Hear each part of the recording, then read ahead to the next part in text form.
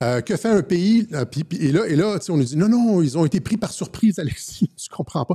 Que fait un... Là, on était sur le bord. Hein? Les États-Unis avaient évacué leurs ambassades, etc. la semaine dernière. Tout le monde savait que la frappe s'en venait, sauf l'Iran. Tu sais, les Perses, là, c'est comme, ce sont des demeurés, là, vous comprenez? C'est ce qu'on essaie de vous faire croire, les mollahs. Là. Et donc, que fait un régime menacé de frappe aérienne imminente par une puissance hostile? Que, tu sais, tout le monde a vu. Vous ne pensez pas que c'est tous des vieux, hein, les chefs de la garde révolutionnaire, de la garde républicaine en Iran, etc. Ils ont tous des barbes blanches. Ils ont tous vu ce qui s'était passé en Irak.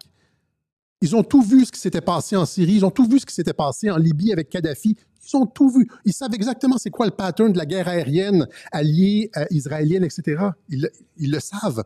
Et donc, que ferait un régime menacé de frappe aérienne imminente par une puissance étrangère? La Syrie a très bien joué ses cartes hein, avec la Russie quand ils ont dit qu'ils...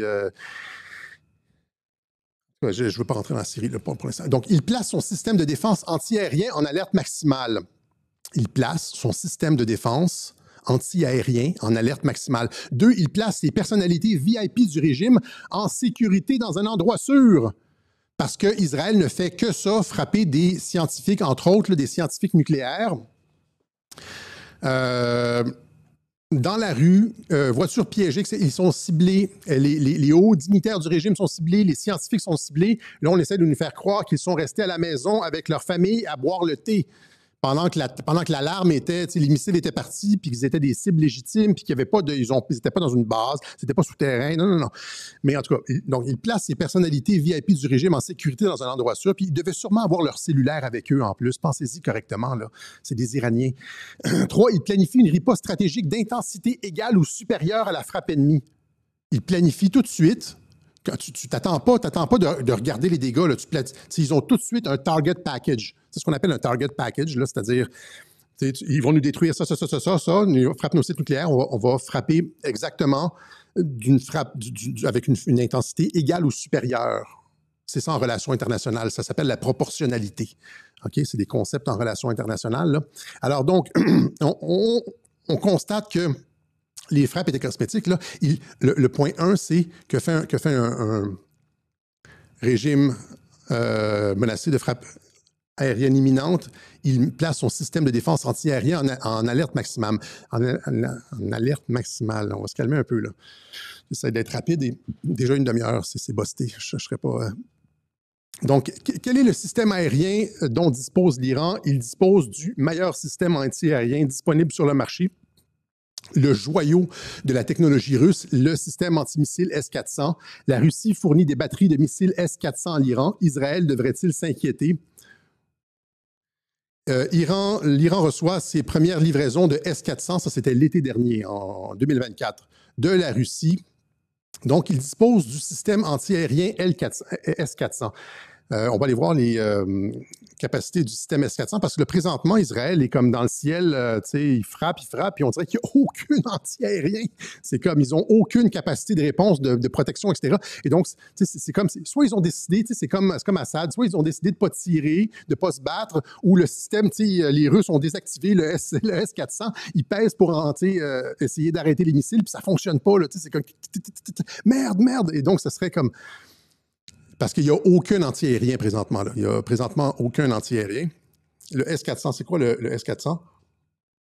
C'est le système aérien, le anti-aérien que l'ensemble de la planète veut acheter. C'est de loin supérieur au système Patriot. Okay. Allons-y avec les capacités ici. Juste pour que vous puissiez comprendre ce à quoi on a affaire ici. Donc, il est conçu pour engager des missiles antimissiles, des radars de surveillance, des avions de reconnaissance, des avions stratégiques et tactiques, des missiles balistiques tactiques et de théâtre, ICBM, là, des missiles balistiques de moyenne portée et d'autres moyens d'attaque aérienne actuels et futurs à une portée maximale de 400 km et à une altitude de 30 km. Il peut également détruire des missiles de croisière Tomahawk et autres types de missiles, y compris ceux à guidage de précision, ainsi que des avions AWACS à une portée maximale de 400 km. Il peut également détecter des avions furtifs. Il peut détecter des avions furtifs d'autres cibles à toutes les altitudes et leur emploi au combat et à des portées maximales. Ce système de missiles de défense aérien peut engager simultanément 36 cibles. Un seul système, je pense que c'est un package de genre de 2 ou 3 camions avec des missiles, plus un système de commandement, etc. Là, c'est un package.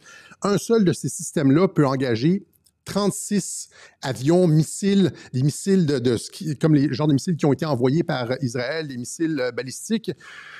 36 simultanément c'est-à-dire ils sont détectés à 600 km et il peut les engager à partir du moment où est-ce qu'ils arrivent à 400 km, puis il y a un deuxième palier à 250 km, puis un autre palier genre à 120 km, etc. Et combien ils en ont, sachant que leur principale préoccupation, c'est la frappe aérienne. L'Iran ne se préoccupe pas de troupes au sol, là. Il n'y aura pas d'invasion de l'Iran, là, parce que c'est l'Irak puis l'Afghanistan de chaque bord. Il n'y aura pas d'invasion de Marines, il n'y aura pas d'invasion de l'Iran, là. C'est pas possible. La seule préoccupation de l'Iran, c'est l'anti-aérien. C'est pour ça qu'ils se cachent sous terre puis qu'ils ont le meilleur système anti-aérien au monde. Ils ont aussi des satellites en passant, Kawsar et Hudhud, satellites First Signal to Iranian Scientists. Ils peuvent détecter dès que les missiles sont lancés, dès que les avions décollent des bases israéliennes. Ils ont évidemment, comme ils sont alertés, le système de missiles S-400, tout ce que vous devez savoir sur une arme de défense avancée utilisée par l'Inde et le Pakistan, mais il y a des informations, d'autres informations intéressantes ici. Donc, ces missiles peuvent engager des cibles volant à des vitesses allant jusqu'à Mach 14, 17 000 km/h et à des altitudes allant de 10 mètres à 30 km, y compris des missiles balistiques aux confins de l'espace. C'est intercontinentaux. Très mobile, le système S-400 peut être déployé rapidement. Ils étaient sous alerte en plus. Le système est également conçu pour fonctionner dans des environnements de guerre électronique dense avec des radars équipés de mesures de protection électronique pour résister au brouillage et contrer la technologie furtive. Pour contrer la technologie furtive. Il n'a pas été utilisé. Okay, il n'a pas été utilisé. Posez-vous la question. Normalement, ça règle le sort de l'aviation israélienne, ça, là, ces systèmes-là. C'est pour ça qu'ils les ont acquis. Ils les ont acquis pas pour se protéger de l'Afghanistan, là. Ils les ont acquis pour se défendre contre Israël et ils ne les utilisent pas. Les S-400 utilisent 4 types de missiles pour créer une défense couche. Bon, c'est ça, là, je vous ai donné la portée, etc. Et là, vous regardez, c'est ça. Ça ressemble un petit peu à ça, là. En tout cas.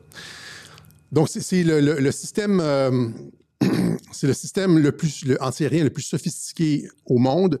Il y a des rumeurs d'un S-500, mais il n'est pas vendu. Il est utilisé seulement par la Russie.